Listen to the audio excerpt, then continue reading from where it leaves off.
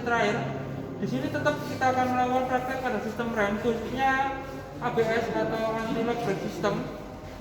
Nah, di sini apa yang kita lakukan? Pertama kita akan memeriksa dari wiring diagram, dari skid controlnya, skid control ABS yang merupakan aktuatornya. Nanti kita akan periksa setiap pinnya. Nah, lalu yang kedua kita juga akan memeriksa current datanya melalui scan tool dengan kondisi mobil yang berjalan. Apakah semua sensornya bekerja dengan baik atau tidak? Jadi nanti semua data akan kita baca. Dan yang terakhir kita akan memeriksa dari sensor ketinggian minyak remnya yang ada di kap mesin. Oke, jadi kalau kalian ingin tahu gimana caranya, tetap saksikan video ini. Dan pesan saya, jangan lupa komen, share, like, dan subscribe. Oke, silakan ikuti video ini sampai akhir. Oke, langkah pertama kita ketika kita melakukan pemeriksaan di kelistrikan, yaitu adalah memeriksa sumber cahayanya. Di sini kita punya baterai DC 12 volt. Kita akan memeriksa menggunakan multimeter. Jadi gimana caranya?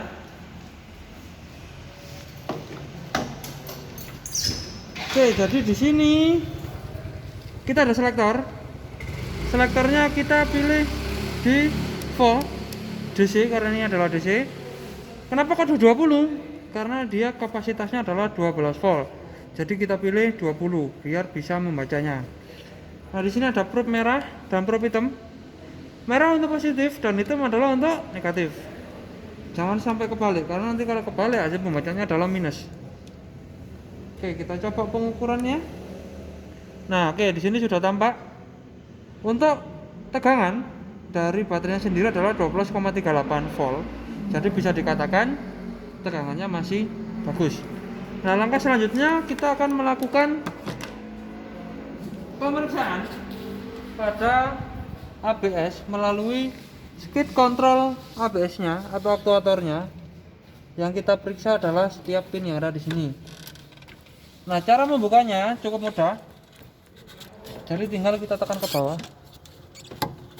Lalu kita tarik perlahan-lahan. Nah, jadi yang kita periksa nanti adalah konektor yang ada di sini. Di sini ada banyak sekali konektornya. Jadi kita harus melihat manual repair dari mobil ini. Saya menggunakan Avanza.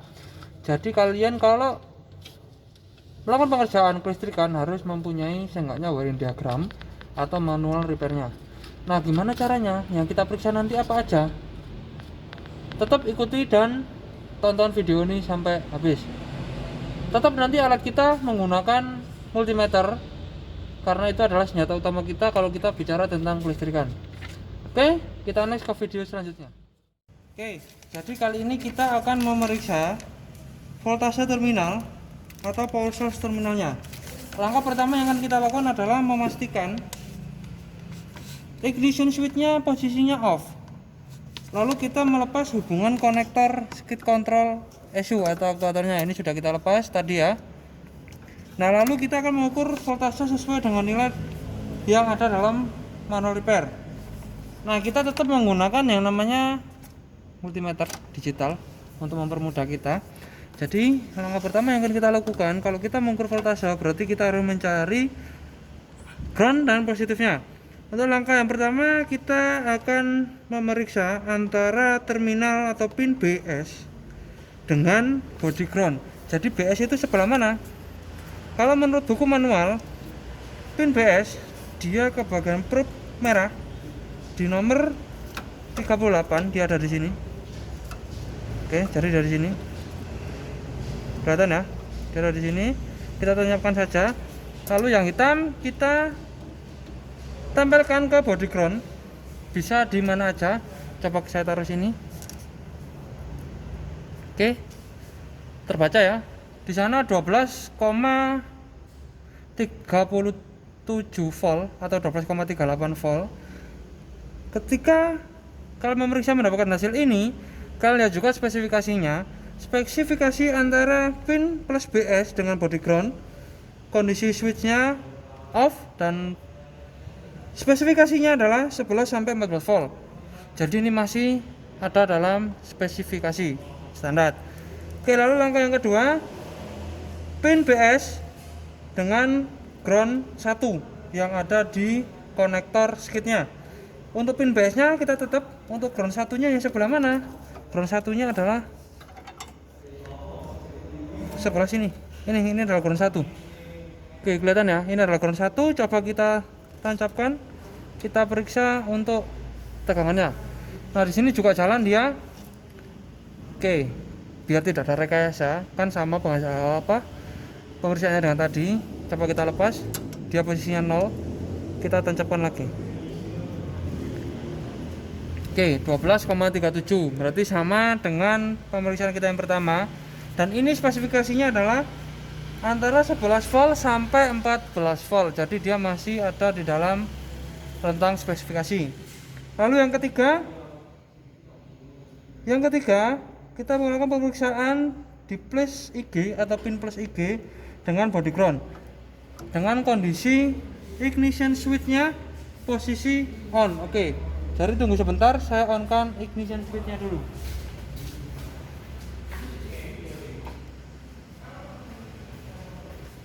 Oke, posisi kunci kontaknya sudah on, jadi kita periksa. Tadi adalah plus IG dengan body ground. Plus IG-nya sebelah mana? Sesuai buku manual, plus IG-nya adalah pin 12. Jadi pin 12 sebelah mana? Kalian nggak akan bisa tahu kalau tidak melihat dari buku manual. Di sini adalah pin 12. Jadi di sini. Oke, lalu yang negatif tetap kita tempelkan di ground. Oke, mohon maaf, negatifnya agak nakal. Oke ya, kita tempelkan di ground sini. Lalu yang ini kita periksa pada pin 12.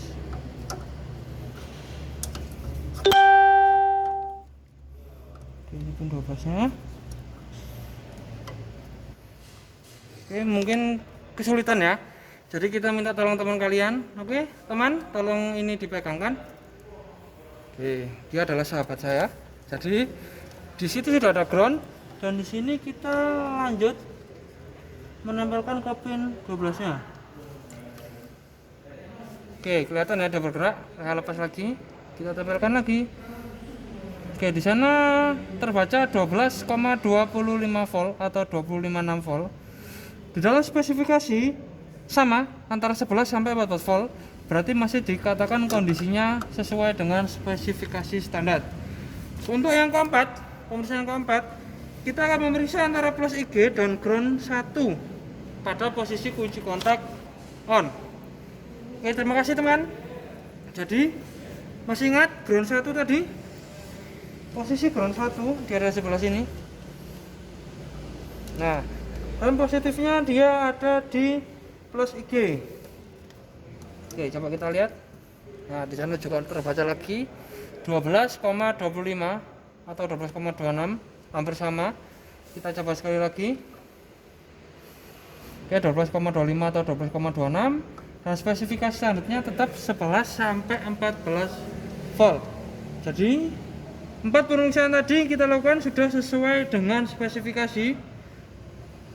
Dan kita akan lanjut ke pemeriksaan berikutnya, yaitu pemeriksaan harness dan konektor atau circuit ground.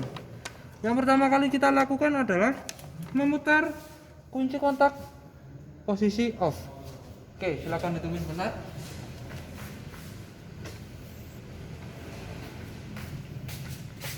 Oke ya, kunci kontak sudah posisi off. Lanjut kita melakukan pemeriksaan. Lepas hubungan konektor skid control hijau sudah kita lepas di sini. Lalu ukur resistansi sesuai dengan nilai spesifikasinya. Yang pertama adalah GN1 dengan body ground. Oke, di sini kita akan memeriksa resistensi. Berarti kita pindah selektornya ke ohm. Karena di sini rentang spesifikasinya adalah di bawah 1 ohm. Berarti kita pakai adalah 200 ohm, biar nanti dia bisa terbaca ya. Ini 200 ohm. Kita taruh lagi. Ini di sini. Kita lihat pemisahan. Yang satu ada di GN D1 atau ground 1, tetap posisinya di sini. Dan yang satunya lagi berada pada body ground. Kita coba. Oke, kelihatan ya. Dia di bawah 1 ohm, 0,08. Dan di spesifikasinya dia harus di bawah 1 ohm. Berarti masih dalam spesifikasi. Oke, lanjut ke pemeriksaan kedua di GND2. Lalu kita sambungkan ke ground. Oke, jadi kita lanjut ke pemeriksaan berikutnya. Oke, jadi langkah selanjutnya kita akan mengukur resistansi. Setelah yang pertama tadi sudah di GND1 sama body ground, sekarang kita akan melakukan pengukuran resistansi di GND2 dan body ground. GND2 pinnya tepat berada di atas GND1. Jadi di sini, dan saya minta bantuan teman karena tidak bisa. Oke, yang di sini adalah body ground. Silakan teman. Nah, di sini kita pakai yang GND2. Oke, pengukurannya 0,02, berarti dia berada di bawah 1 ohm dan dia masih termasuk spesifikasinya. Oke, jadi setelah ini kita akan melakukan pemeriksaan tentang, oke, saya pegang monitornya. Kita melakukan pemeriksaan tentang aktif tes menggunakan scan tool. Jadi kita nanti akan melakukan dengan kondisi mesin yang hidup. Gimana caranya? Kita lakukan setelah video ini. Oke, jadi kita sudah pegang scan tool. Di sini kita akan memeriksa aktif tes menggunakan scan tool. Nah, di sini kita harus putar posisi ignition switch ke posisi off. Oke, setelah itu kita hidupkan GTS, hubungan GTS, lalu hidupkan mesin. Nah, lakukan aktif tes pada skid control ECU. Nah, yang kita lakukan pertama kali, kita harus memilih jenis mobilnya dulu. Oke, di sini kita pakai Toyota. Di sini Toyota versi 49,50. Kita login. Oke, di sini ada beberapa pilihan. Kau bisa dilihat ya. Kita pilih 16 pin DLC. Kita tunggu karena prosesnya lumayan lama. Oke, jadi kita nanti akan memeriksa dari ABS warning light. Jadi nanti dia bisa atau enggak kita kondisikan on atau off dengan menggunakan scan tool. Oke, di sini ada notice, kita oke saja. Kita pilih Toyota yang atas, bukan Lexus ya. Lalu kita cari Avanza. Nah, oke, ini kita ketemu. Kita back F65 pagar. Oke, jadi mesin yang kita pakai adalah 1 NRV. Nah, di sini ada hill report, system selection, dan customize. Kita pilih system selectionnya dulu. Karena kita akan memeriksa ABS, jadi kita pilih sasis. Setelah sasis kita pilih ABS. Oke, di sini setelah kita masuk ke menu ABS, yang kita lakukan adalah active test atau actuation test. Jadi kita pilih actuation test. Di sini nanti kita akan memeriksa ABS warning lamp. Ini kelihatan ya. Kita periksa ABS warning lampnya. Oke, lalu kita melakukan monitoring data. Select data item kurang dari 5. Oke, kita pilih karena kita posisinya berhenti. Kita pilih plus IG1 voltage saja. Kita oke. Nah, di sini kelihatan tegangannya berapa. Oke, jadi di sini ABS warning lampnya posisi off. Di sini ada pilihan on atau off. Kita coba pencet on. Apakah dia akan berubah atau tidak? Oke, dia berubah ya. Kita pencet on lagi. Sorry, off. Apakah dia berubah? Oke, dia berubah. Ya, sekali lagi kita pencet on. Nah, oke. Berarti di sini di indikatornya kalau tidak berubah antara on dan off, berarti kita harus melakukan penggantian brake actuator assembly. Tapi kalau berubah antara on dan off, berarti kita bisa melakukan ke pemeriksaan selanjutnya. Oke, jadi kalau kita lihat dari hasilnya, kita sudah bisa melakukan on off di ABS warning light-nya sendiri. Setelah itu, apa yang akan kita lakukan? kita akan memeriksa dari switch remnya sendiri. Oke, gimana caranya kita memeriksa switch remnya? Kita back dulu di sini, kita back lagi. Oke, kita ke read data stream. Nah, di sini ada banyak. Kita pilih semua, nggak apa-apa. Select back. Kita oke, jadi kita tunggu terlebih dahulu. Oke, sudah. Jadi di sini ada beberapa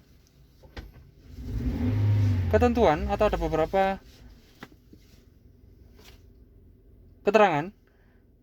Di halaman 2 juga ada. Nah, ini. Jadi di sini dia tidak akan terbaca karena posisinya adalah mati. Nah, untuk video selanjutnya gimana caranya kita mengetahui atau mengecek lampu remnya, bisa kita lanjutkan di video berikutnya. Oke, jadi untuk active test yang kedua kita akan memeriksa dari brake warning light. Caranya bersama dengan ABS warning lamp. Kita tinggal pencet brake warning lamp di sini. Kita tunggu, lalu monitoring data. Kita pilih. Di sini kita pilih plus IG voltage. Nah, di sini bisa kita lihat dia pada posisi off. Kalau kita pencet on, dia akan berubah menjadi on. Kalau kita kembalikan lagi ke off, dia akan kembali ke off. Berarti dia masih dalam kondisi bagus di pemeriksaan scan tool ini. Oke, jadi sekian video dari saya. Untuk penutup, silakan dilihat pada video selanjutnya. Oke, jadi seperti itulah pemeriksaan dari sistem ABS, dan mungkin masih banyak kurangnya karena ini termasuk ilmu baru dengan media baru yang baru dipunya di sekolah saya.